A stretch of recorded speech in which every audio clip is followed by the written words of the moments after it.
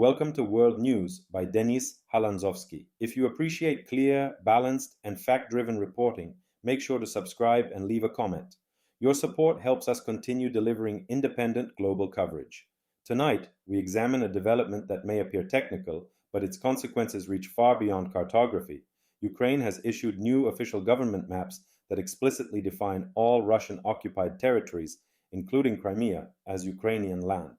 The move challenges Moscow politically, legally, and symbolically, and it comes at a moment when the geopolitical struggle over borders is more intense than ever. Ukraine's updated official maps represent a coordinated government initiative to consolidate how the state defines its internationally recognized territory. While Ukraine has never formally relinquished any land, past mapping practices varied between ministries and public institutions. Many older maps lacked precision or reflected pre-war administrative boundaries, which Russia exploited to reinforce its own narratives. The new maps eliminate ambiguity. They clearly outline every region currently under Russian control, mark occupied towns and districts, and emphasize that these areas remain part of Ukraine under international law.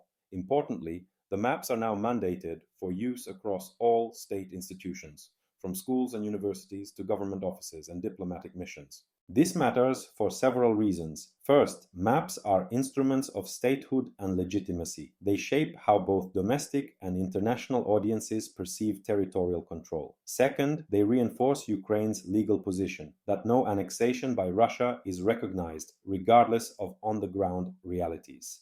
Third, they help standardize information for allies and partners who rely on Ukrainian data in military, humanitarian, and reconstruction contexts. Russia responded sharply. Officials accused Ukraine of provocation, insisting that the annexed territories are irreversibly part of the Russian Federation.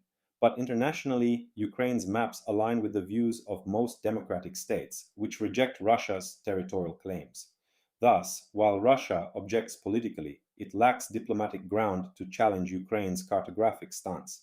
The release of these maps comes at a calculated moment. With the front line relatively static and diplomatic pressure intensifying, Kyiv aims to reaffirm that territorial concessions are not negotiable. In practical terms, the maps strengthen Ukraine's position in any future talks by establishing a clear, unified baseline. All occupied territory must be returned. Moreover, the maps serve a domestic purpose. They counter fatigue, reinforce national identity, and remind citizens that the government still considers liberation of occupied areas a central priority. In wartime, symbolism matters, and maps are powerful symbols. For allies, the updated maps provide clarity at a time when discussions about long-term security guarantees, reconstruction planning, and international legal action against Russia are gaining momentum. By presenting precise depictions of occupied territories, Ukraine equips partners with the documentation needed for sanctions, war crimes investigations, and future reparations claims.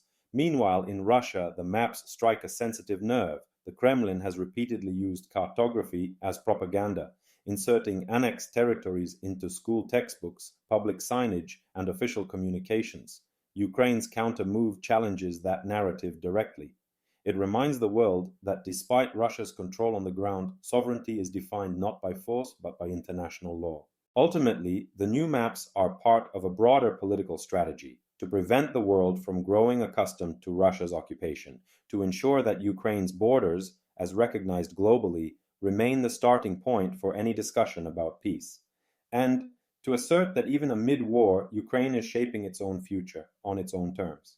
Thank you for watching this report on World News by Denis Halandzovskyi. If you value thoughtful, evidence-based global analysis, please subscribe, comment, and share your perspective. Your engagement helps keep independent journalism strong. Stay informed, and see you in the next update.